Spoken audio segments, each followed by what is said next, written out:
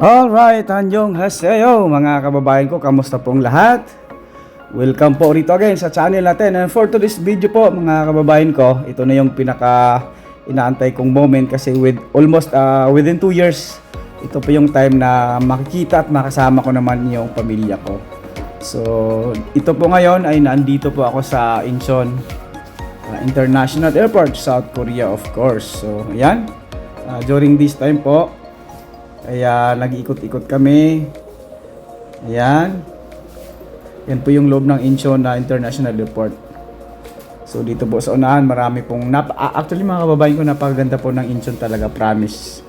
Wala akong masabi. Sa pag-uwi ko po pala ay kasama ko yung aking kaibigang pastor na si Pastor Jonas Reyes na taga Pampanga po siya. Ang company niya po ay malapit lang po sa company ko rin po. Kaya it's so happy na meron siyang activity sa Pinas. Sumabay siya sa akin para may kasama daw siyang uuwi.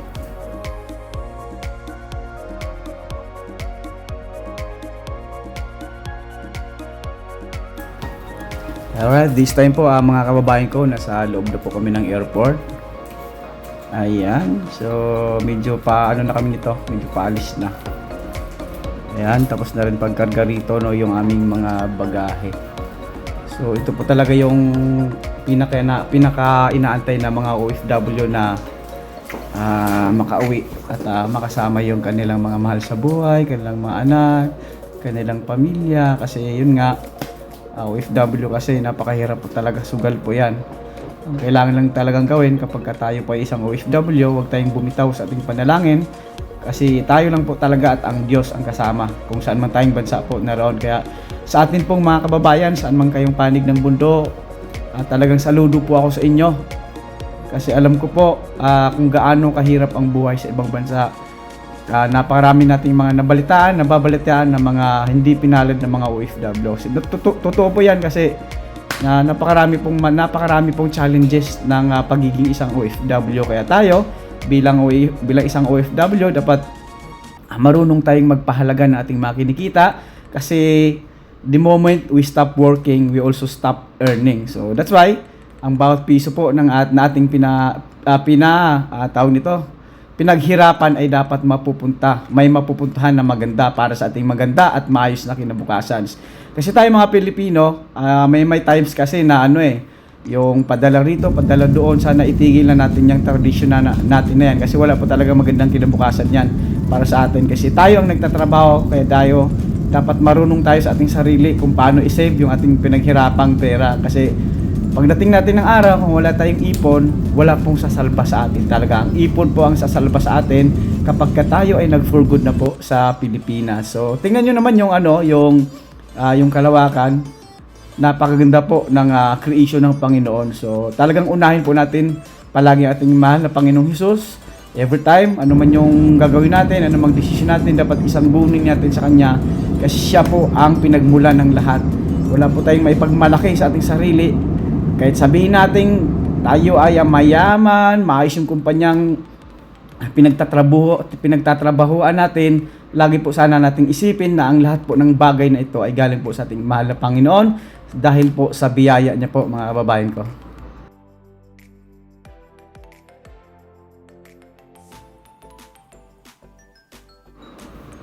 Anyway mga kababayan ko, ito pong uwi na ito talaga ay hindi po alam ng aming uniko iho ang aking pag-uwi. Ako lamang po at ang aking asawa ang may alam na uuwi ako kasi gusto ko po talagang i-surprise siya at titingnan ko po ang kanyang reaksyon na almost 2 years hindi niya nakikita yung daddy niya. So alam ko po na marami din sa inyo dyan yung nakaka-relate rito sa kwento kasi alam ko everywhere in the world ay napakaraming mga OFW, napakarami nating mga kababayan na nagtatrabaho sa iba-ibang bansa na may mga pamilya, may mga anak.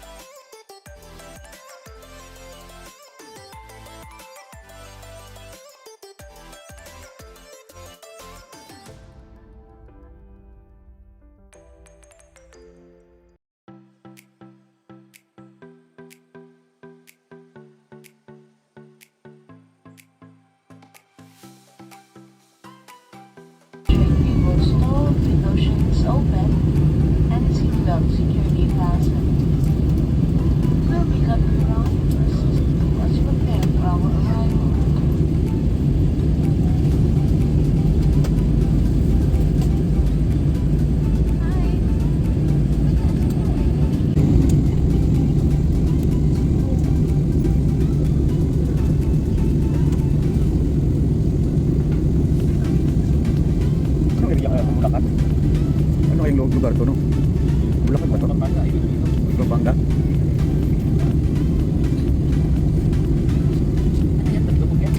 Yung mga bahay, oh, yun, oh. Lubog ba? Lubog? Lubog, no? Bulacan nga siguro yan, Pastor. No? Hindi ba yung Bulacan laki lubog yan? Ay, no, mga kabahayan yun, no? Tapos yung kalsada may tubig. Oh, di ba?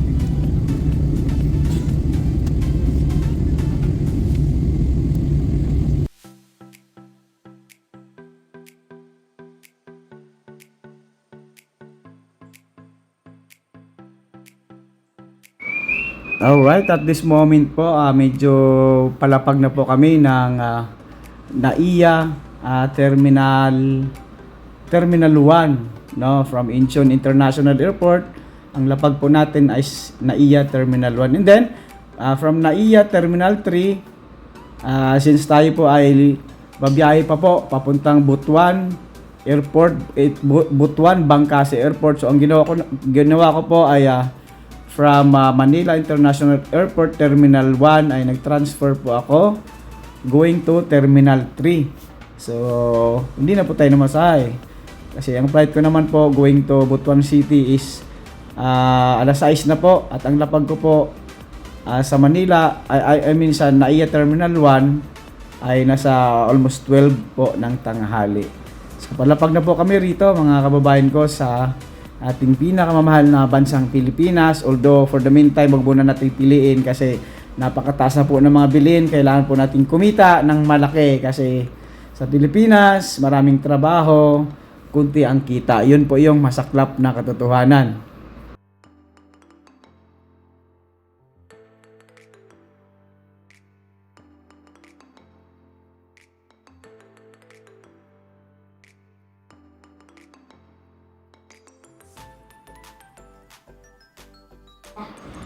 Alright, ayan. Hindi ko po alam kung saang area po ito ng Manila, no? Napakaraming mga palayan. Yan, maraming bahay. Ayan, siguro malapit po ito sa Bulacan tong area na to, yung nakuhanin ko po ng video. So, ayan. Grabe ang pakiramdam ko rito mga babayan nung palapag na yung eroplano. Para akong nanggigigil na talaga na makarating na ng lugar namin para makita ko yung pamilya ko kasi every now and then talaga nung ako pa ay nasa Korea talagang lagi kong iniisip lagi yung pamilya ko kasi siyempre iba pa kasi yung pakiramdam kapag tayo pa ay tatay na. Siyempre yung mga priorities natin sa buhay, yung pangarap natin hindi na po para sa atin kundi para sa ating pamilya in general kumbaga. So sana sa atin pong mga babayan dyan na may mga pamilya, dapat marunong tayong i-priority ang ating pamilya. Pumunta tayo kumbaga sa ibang bansa para sa ating pamilya, hindi para maghanap ng ibang pamilya. Kumbaga ang pangarap po natin hindi na po para sa ating sarili, kundi para na po sa ating pamilya. Kumbaga binuo natin na pamilya, dapat atin pong alagaan. Ipanalangin natin sa Panginoon na tayo ay magtagumpay sa ating trabaho bilang isang OFW. So marami pong mga kababayan natin talagang nabigo kasi di po natin alam, napakarami pong kadahilanan. Kaya sa inyo po lahat dyan, basta alagaan po natin ang sarili natin kasi yun lang po yung natin. Kailangan, yun po yung pinakapuhunan natin para tayo ay makapagtrabaho ng matagal at kumita ng maayos. Nang sa ganun ay kung ano man yung minimiti natin sa buhay, ano man yung gusto nating magawa, pagdating ng araw ay magawa po natin. So this time po, ito na po talaga, lalapag na po ang Philippine Airlines from Incheon, South Korea to NAIA Terminal 1. Welcome to Philippines! Mabuhay!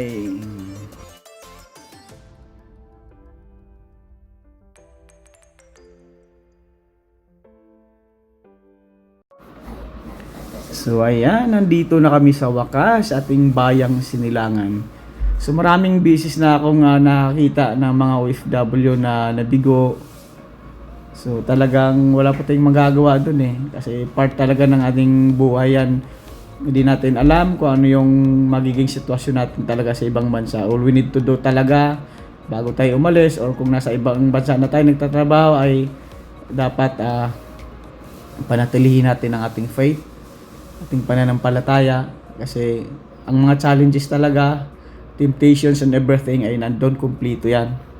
So may kasabihan nga po na kapag nasa ibang bansa daw ay malaki yung possibility na maghihiwalay yung pamilya, pero for me naman, for as long as meron kayong constant communication at ginagawa nating sintro sa ating buhay pamilya, yung Panginoong Hesus, ay malabo pong mangyayari yon. Basta constant prayer, constant communication, at kung may mga kunting problema man, marunong magbigay yung isa, ganyan, mag-uusap ng maayos, kasi natural lang po yan, kasi tayo po ay tao lamang, wala pong perpekto sa mundong ito.